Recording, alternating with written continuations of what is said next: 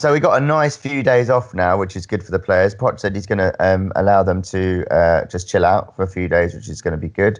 They definitely deserve it after the last excursions that they've been experiencing. And obviously we do want our injured players to come back fully fresh. So we're not involved in the FA Cup this weekend. So it's FA Cup weekend, so we do get the weekend off. But we are able to preview the Burnley game, which is coming up on the 23rd, on Sunday the 23rd, I believe. Burnley are a bit of a hit and miss team this season. They're just a strange team, aren't they? There's a few teams in the league like that. It's sort of like they can play really well one week and turn teams over, and the next week they can get turned over themselves. And defensively they look solid, and then they just let in a few howlers, and they're a strange team. I find none of the attackers are that great, but they're quite industrious, and I think they've got Crouchy now, haven't they? So they've even gone for the big man, which would be nice to see. How do you think the game's going to go? Do you think Kane's going to start? Do you think he's going to be rushed back in, or do you think we're going to leave him? And obviously we've got the Chelsea game coming up after that. Better to get some game time. How would you play it, Tim? I would certainly not have Harry Kane starting. I think Poch probably would put him in maybe for the last 30 minutes. Hopefully we won't need a goal in those last 30 minutes. The thing that concerns me is after a match like the Dortmund match, there tends to be a letdown.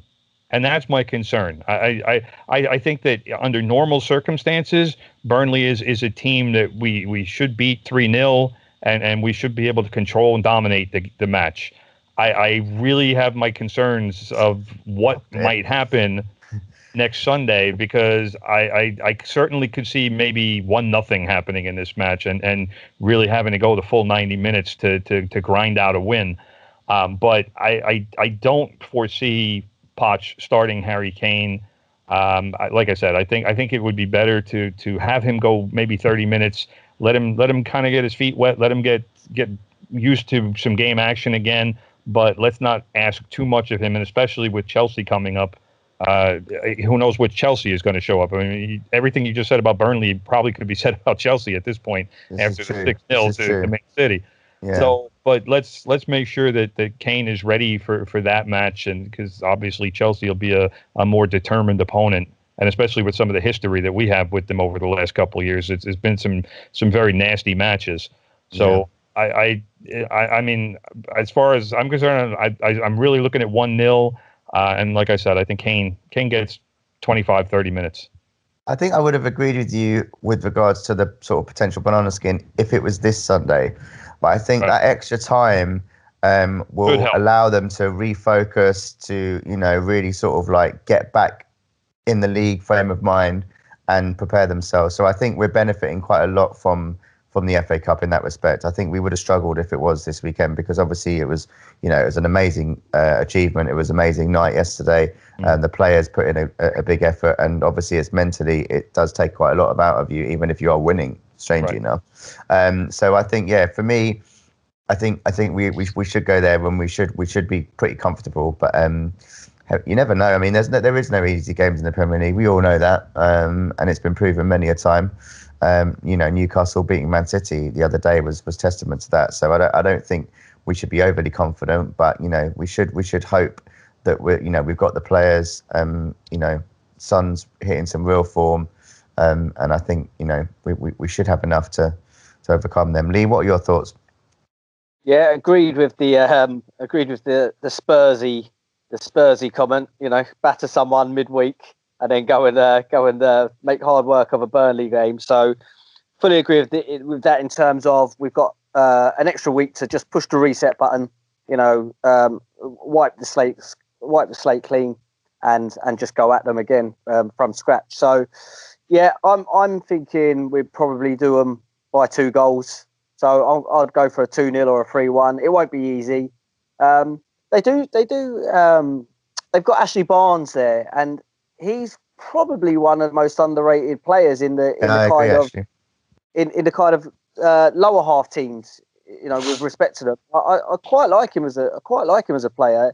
he's got a bit about him. He nicks a goal, and he tends to do it against the bigger clubs. So we can't take him for granted, that's for sure. And I know since Tom Heaton's returned, that I think they're going quite well in 12 games. The last 12 games he's returned as well. So they're no mugs. But I think the break will serve as well. And I think we should, in theory, go there and do a job on them. Harry Kane, I'd still be very inclined just to use him. And I know we need to get him game time and find that sharpness, as we allude to with Llorente and stuff all the time. I'd be very, yeah. I'm a bit torn with that one. I just still feel like it's too soon. We projected March, and here in February, and I know he wants to play, and I know that he's worked hard, and the medical team have done what they've had to do. But there is part of me that still says, hang on a minute, if they said March, and now here you are rocking up in the third week of February, listen, it'd be a bench for me, and if we need him, we need him, and I'll go like 20 minutes, half hour. If we don't need him, I'd be very inclined to just leave him off and let him run himself out, fully exhaust himself out against Chelsea and go from there. That would be my take. But we have enough in the locker to deal with them. So I'm going 2 clear goals. I think my concern is set pieces, because they're a pretty decent team with set pieces, and we still don't look to be comfortable from that, and we do seem to be conceding far too many from that. I don't really know if there's an answer to it, apart from obviously just better concentration and just Hugo not being a knob. But it's just what can you do to prevent that? It's just, I don't know. They still pass the responsibility on though. No, I still look around, and I've studied it a few times, and they're still very comfortable just standing in an area and passing a man over. A lot of the time they just pass them on, and I'm not too sure how clear their communication is or how good their communication. But they are very kind of like lax and comfortable. You pick him up. Who? Yeah, that geezer's just gone to the back post. Oh, yeah. They are. When you look at the goals from set pieces, some of it is very, very shoddy for a team of our level. Is shoddy, and I think with the players we got there, them boys are banging around 200, 300 international caps between them. We need to be doing a bit better than that at the back for sure. Agreed. But I will point out, now I don't want to sound like I'm Llorente's agent, but his first touch yesterday, I'm sure you guys remember this, was a clearance off a corner. Yeah. And his second touch was the goal. So right place, right time. Brilliant. Everybody's got to help. He's listening, Tim. I'm sure you'll be in touch. Oh, he definitely listens. I think he will. He definitely listens. Yeah, he loves the show. Fantastic, guys. All right. Well, thanks so much once again for your assistance. Thank you from all the way across the seas in NYC.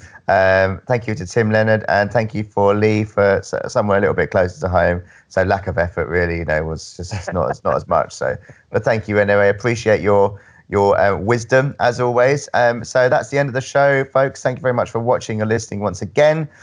So we're available on all the social media channels if you do want to get in touch with the show.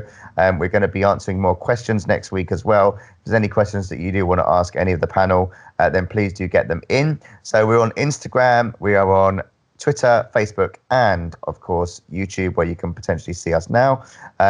So it's available on Audio Boom as well, where you can listen to it in podcast form. It's TTILM Show on all the Twitter handles and Instagram and The Thing I Love Most Show on Facebook and on YouTube. So thank you very much for watching and listening. We do appreciate your support as always. If you do want to come on the show, it's quite simple. You just need a Skype set up, and then away you go, and you can come and join in the conversation with us. So we're always happy to get more people involved, as you can see with Tim joining us today once again. So thanks very much for watching, and we'll see you next time, and hopefully we'll have 3 more points in the bag with Burnley. Come on, you Spurs.